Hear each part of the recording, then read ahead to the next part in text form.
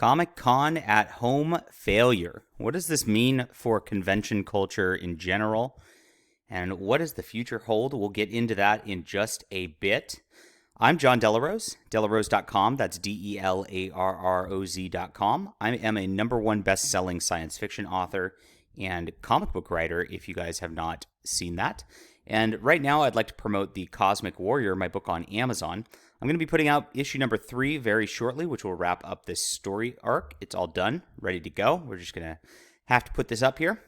And it's an old school action adventure, just like John Carter, just like Green Lantern, all the fun stuff that you remember from your youth, all the fun stuff of science fiction comics that used to exist back when culture was about fun and entertainment and not about some sort of social agenda. This is the book for you. I appreciate everybody who supports the channel and reads the books, so please check this out. The link is in the description below for The Cosmic Warrior. On now. All right. Let's get into the meat of the story.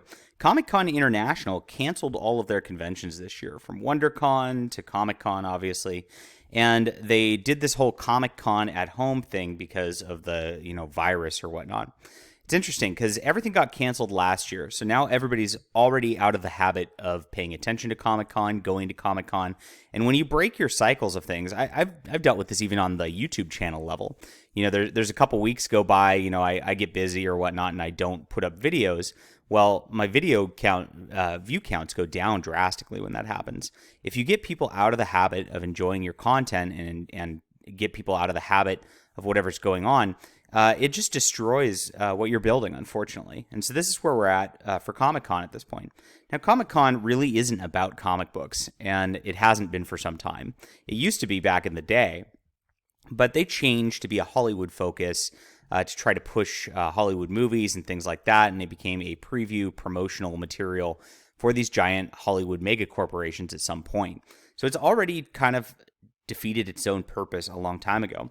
But you see their channel still has 160,000 subscribers. So it does have a lot of people following it in theory. But when you look into the actual videos, they're not getting all that many views here today. And it's interesting what they did with this Comic-Con. There's just kind of no point to it if you look at it. It's a YouTube channel, so you're basically watching me talk or somebody else talk. And if you go into the actual videos here, you'll find that the videos have the likes disabled, so you can't tell who's liking it or disliking it. Comments are turned off. They stream these and they don't allow a chat in here. So you have a Comic-Con making a YouTube video that's strictly worse than a YouTube video, and the audience, the people who actually care about this stuff, can't actually participate, can't actually engage with any of the creators. So it creates a strictly worse environment than just any YouTube program already.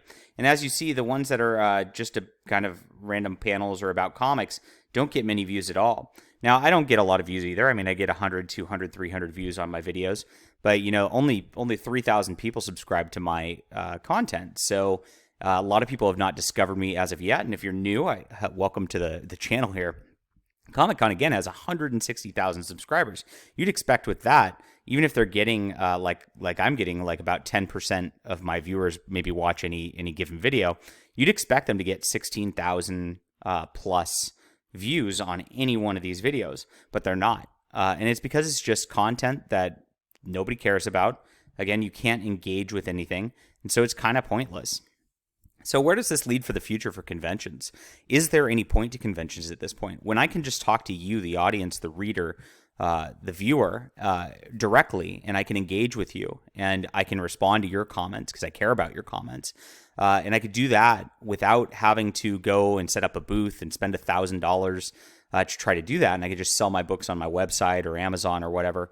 It really defeats the point of conventions at a lot of, for almost every reason.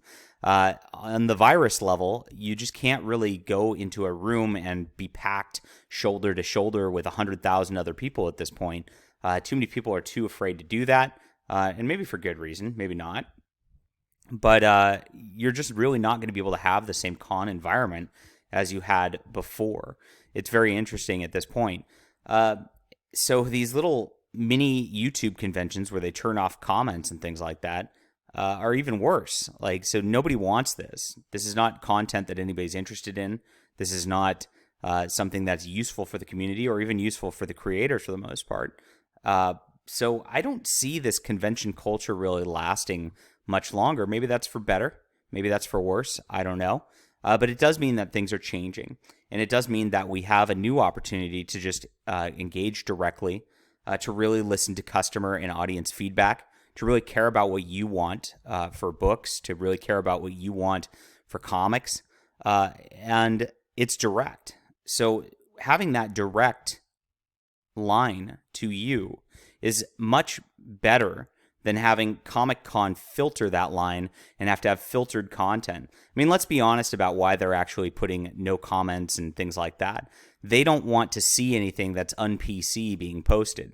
They don't want anything other than the approved SJW message out there. And because of that, they want to make it seem like you don't have a voice as the consumer, as the people. And that's why these videos are failing at the end of the day. All right.